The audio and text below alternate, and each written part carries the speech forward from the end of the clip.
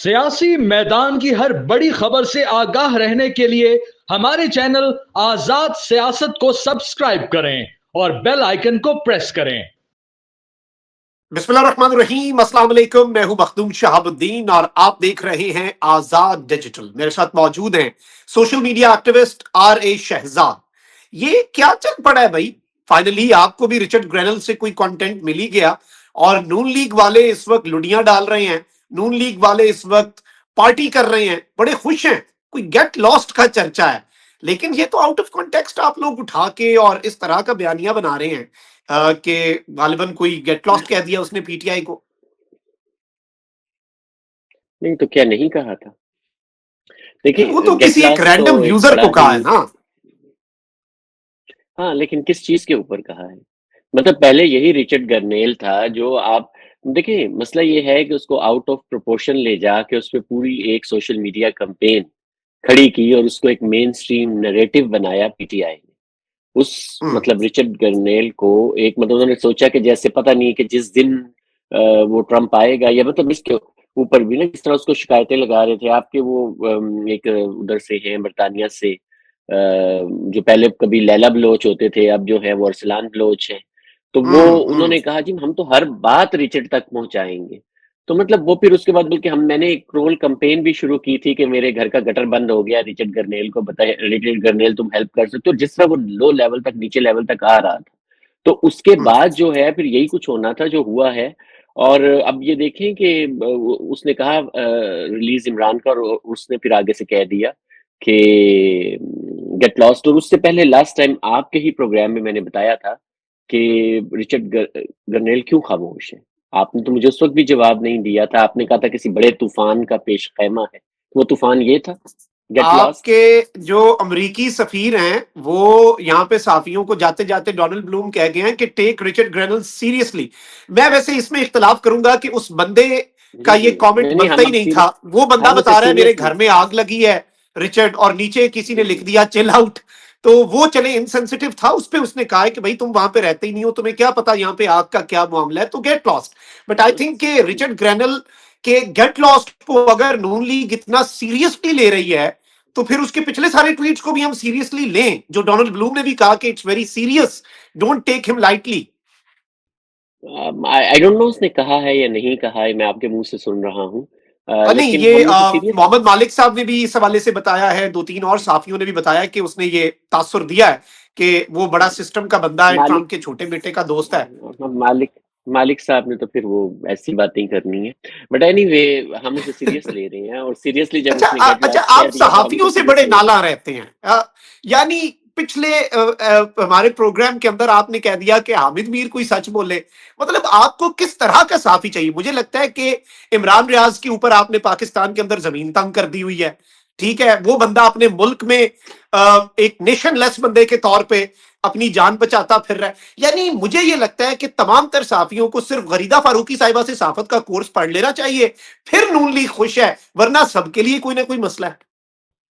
देखिए, मैं ये नहीं कहता कि गरीदा साहिबा जो है वो कोई सहाफ़त का आखिरी मयार या पैमाना है, ठीक है? मैं ये भी नहीं कह रहा वो बुरी हैं या अच्छी हैं।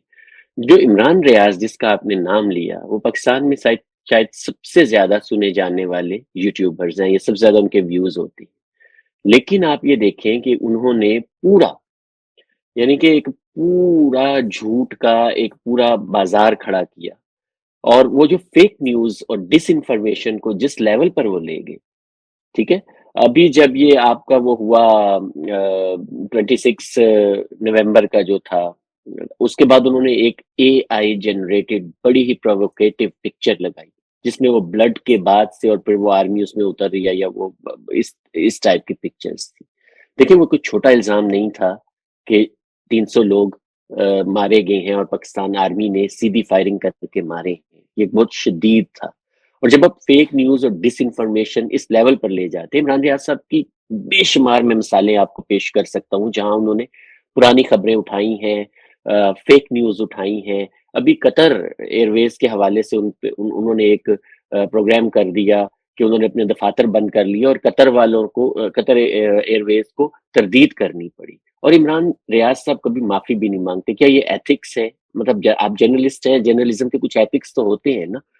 अब फेक न्यूज एक सिंपली ये नहीं कि मैंने एक झूठ बोला और कर दिया, इससे आप एक एजेंडा घड़ते हैं, उस एजेंडे के बेस के ऊपर। अब फेक न्यूज से ये होता है कि उससे परसेप्शन बनती है, परसेप्शन से फीलिंग्स डेवलप ओके। होते हैं, फीलिंग से फिर इश्तियाल आता है, उस इश्तियाल से इस मुल्क में एक इंतशार पैदा होता है। तो ये पूरा एक लोग तो ऑर्गेनाइज्ड सुनते हैं ना, वे है। लोग तो इमरान रियाज को जितना सुनते हैं, इतना सारे वो साथी जो नून लीग को पसंद है, उन्हें एक पलड़े में डाल दें, दूसरे पलड़े में भी आधा इमरान रियाज भी डालेंगे, तो पीपल देखें, अगर झूठ इतना ही फैला रहे होते वो, तो पता चल जाता आवाम को।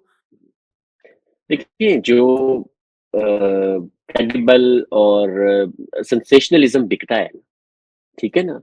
मतलब अब एक आर्ट मूवी और एक सुल्तान राही की फ़िल्म लगती थी, तो सुल्तान राही को ज़्यादा लोग मतलब पसंद करते थे, खड़े होके क्लैप मिलते थे। उस ज़माने में कोई मेरे जैसा हीरो या आप जैसा हीरो अच्छी शक्ल का आ जाता, कोई किसी ने उसको देखना था? नहीं भी देखते थे ना। तो मसला ये है कि जो सेंसेशनलिज़्म है और उसके रीज़न्स हैं दुनिया में ना कि सेंसेशनलिज़्म वो इस तरह के मतलब अब सुन तो लोग चाहत फ़तेह अली को भी रहे हैं, तो क्या अब उसे हम सिंगर मान लें? मतलब चाहत इस टाइम वायरल है ना, हरीम शाह इस टाइम वायरल है, तो वायरल होना दुरुस्त होने या ठीक होने की दलील नहीं है। हाँ, मतलब आज के दौर में मेयार ऐसा हो गया है कि लोग अब अगर घटिया चीज़ें सुनने पर आ गए हैं, हम उसे मेयार नहीं मान सकते। राहत फ़तेह अली खान जो है, वो क्लासिक रहेगा। चाहत फ़तेह अली को आप भी नहीं सुन सकेंगे, लेकिन वायरल वो है इस टाइम। शायद राहत फ़तेह अली अगर खुद होते ज़िंदा, तो शायद उसको इतने नुसरत लोग ना फतेह अली, सुन रहे होते। नुसरत फतेह अली। सॉरी नुसरत फ़तेह अली, जी। सॉरी, चलें, पॉइंट नुसरत टेकन, फ़तेह अली। ठीक है। मैं इससे इख्तिलाफ इसलिए करूंगा, देखें, ये तो फिर कल को आप कहेंगे कि लोग जो हैं वो समझदार नहीं है, इसलिए उन्होंने 8 फरवरी को अन्य वाह वोट डाला इमरान खान को। तो किसी समझदार ने बैठे हुए बंद कमरे में अपने दफ्तर में यह फैसला कर लिया कि सीटें नून लीग को दे दो। मतलब जमहूरियत में ऐसा नहीं होता। जुबान खल्क जो है वो नकारा खुदा होती है, लाइक इट और नॉट, अच्छा है या बुरा है। मतलब आप खान को आप कल्ट कहें, हम लीडर कहें, जो भी है, बट आप उसकी पॉपुलैरिटी को ग्रास रूट लेवल पे, ये तमाम तर चीजें जो हैं, उन्हें इग्नोर तो नहीं ना कर सकते।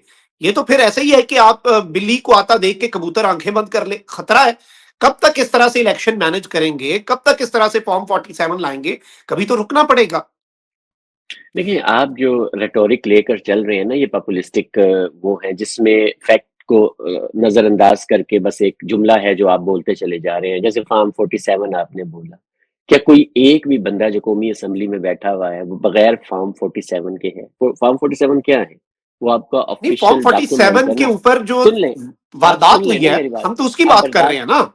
अब आप बर्दाश्त भी करें ना, सुने ना पूरी बात। नहीं नहीं, देखिए, जो बर्दाश्त कर रहे हैं। पॉपुलिज्म, हाँ जी, जो पॉपुलिज्म है ना, पॉपुलिज्म जो हम्म। है वो इस टाइम दुनिया में मतलब ये कोई अच्छी फॉर्म ऑफ मूवमेंट या एक अच्छी फॉर्म नहीं समझी जाती है। ये ट्रम्प ही तो आया है, वोट लेकर ही आया है। पॉपुलिज्म का वोट लोगों ने बहुत अन्यथा वोट डाला है, लेकिन उस वोट के बाद उसने पूरी दुनिया में क्या मतलब पूरी दुनिया को हिला के रख दिया है। डेनमार्क, लंदन, बर्तानिया, फ्रांस, इटली, कनाडा, हर किसी पे उसने चढ़ाई की हुई है, मुसलमानों पे चढ़ाई की हुई है, पाकिस्तानियों पे जो एलन मस्क है उसने चढ़ाई की हुई है। ये सब पॉपुलिज्म है ना, आप समझ रहे हैं? वहां पे उसने कहा अमेरिका फर्स्ट, अब वो इसराइल लॉबी और इंडियन और उनको लेकर आ गया है। तो मैं ये बात मानता हूँ कि 8 तारीख को इमरान को वोट मिले हैं, लेकिन देखिए वो माइक्रो टारगेटिंग का नतीजा था। वो कोई आप ये कह लें कि कोई ऑर्गेनिक वे नहीं था।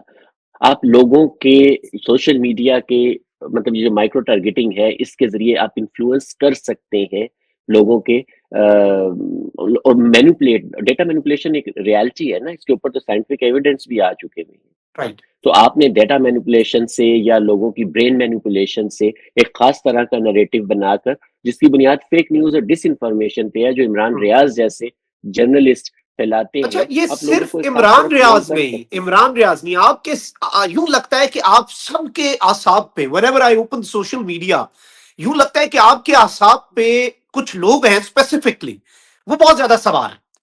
और उनमें इमरान रियाज के बाद दूसरा बंदा जो है ना, वो लगता है शहबाज गिल। अब शहबाज गिल से देखें, आप एग्री करें डिसएग्री करें, लोग सुन भी रहे हैं, लेकिन ये शहबाज गिल साहब क्यों आपके आस्ताब पे सवार रहते हैं?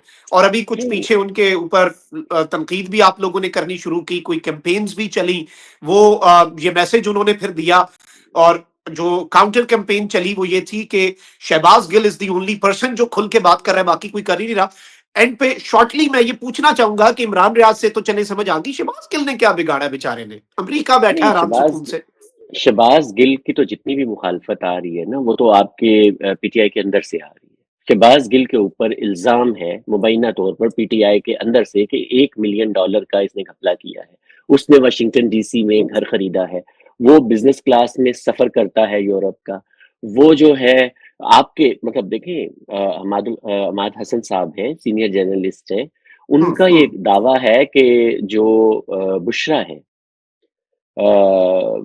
बुशरा साहिबा जो है, इमरान साहब की जो जोजा है, बुशरा साहिबा ने उनको हटाने का फैसला कर लिया हुआ है और जल्द इसका अनाउंस होगा।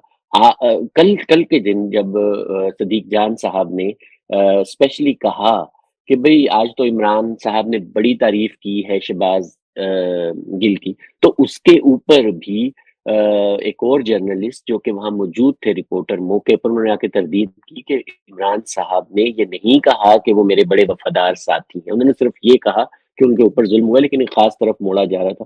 तो शहबाज गिल के खिलाफ जितनी चीजें चल रही हैं, देखिए एक वो है वो आसमा शिराजी वाला मामला है, वो एक मिसोजिनिस्ट कैंपेन शहबाज गिल शुरू कर रहा है। फिर उसने आप देखें कि उस कैंपेन को फौरन उसने रुख दिया कि भाई इन्होंने बुशरा बीवी पे तनकीद की थी, यानी कि वो शहबाज गिल वो जिसे कहते हैं ना कि खतावार कहेगी दुनिया जमाना तुझे, अब तू इतनी वजाहत न दे। तो वो इतनी जो सफाइयां दे रहा है, वो इतनी जो वजाहतें दे रहा है, वो इतनी जो पेशबंदियां कर रहा है, तो उसमें तो आपके इंटरनली लोग जो हैं पीटीआई के, वो जो है वो कर रहे हैं। मैंने उसके बारे में थोड़ी सी कंपेन की, आप यकीन करें, मैं अब जाहिर है कॉन्फिडेंशियलिटी एक चीज होती है, आपकी एक बड़े ही सीनियर लीडर ने, बहुत सीनियर ने, जो बाहर बैठा हुआ है, उसने मुझसे राब्ता किया और कहा आप बिल्कुल ठीक काम कर रहे हैं, इसने हमारी पार्टी तबाह कर दी। ओके, और बड़ा पीटीआई के, सीनियर, और वक्त आने पे शायद मैं तो पीटीआई के, अच्छा ये जो आप बात कर ठीक है रहे हैं ना। ये और बहुत बड़ी खबर है कि पाकिस्तान तहरीक इंसाफ के सीनियर रहनुमा ने जो आपसे राब्ता किया, I think this is very big. और खैर इस जी हवाले जी से मेरे पास भी एक न्यूज ये थी कि इमरान खान साहब ने कुछ यूट्यूबर्स जो हैं, स्पेसिफिकली जी जी आदिल राजा हैदर मेहदी, उनके हवाले से हिदायत जारी की कि डिस्टेंस करें। लेकिन अब अगर आप कह रहे हैं कि शहबाज गिल के हवाले से और जो हमाद हसन साहब का क्लेम है, ये बहुत बड़ी चीज है। देखिए, बुशरा साहिबा का ये ख्याल है जो हम तक बात पहुंची है। एक तो ये कि फंडिंग के बहुत बड़े मसाइल हैं जिनमें घपले हुए हैं, ठीक है। बहुत सारी फंडिंग्स हैं जो ये यूरोप से भी लेकर गए हैं जो नहीं पहुंची पाकिस्तान में, तो फंडिंग के भी मसाइल हैं। दूसरा, बुशरा साहिबा का ख्याल है कि इमरान साहब अगर जेल में है तो उसकी एक बहुत बड़ी वजह ये शहबाज गिल वगैरह भी है। अभी देखिए ये मामलात खुलेंगे कि शहबाज गिल बाहर कैसे गए थे, आपको पता है। देखिए ना, जो जिनके ऊपर आप फार्म 47 और क्या क्या इल्जाम लगाते हैं, उनकी मर्जी के बगैर कोई यहाँ से बाहर जा सकता है? तो अगर कोई बाहर गया है तो वो अभी ये शहबाज गिल के मामलात अभी खुलेंगे जब, तो बहुत कुछ निकलेगा, लेकिन फिलहाल के लिए इतना ही काफी है। चलें ठीक है, आपकी ओपिनियन है, और वही बात जो मैं हमेशा कहता हूँ, लेट्स एग्री टू डिसएग्री, आओ के इख्तलाफ राय पे इत्तफाक कर लें। मखदूम साहब और आरिश शहजाद को इजाजत, अल्लाह निगहबान, पाकिस्तान जिंदाबाद। पाकिस्तान जिंदाबाद।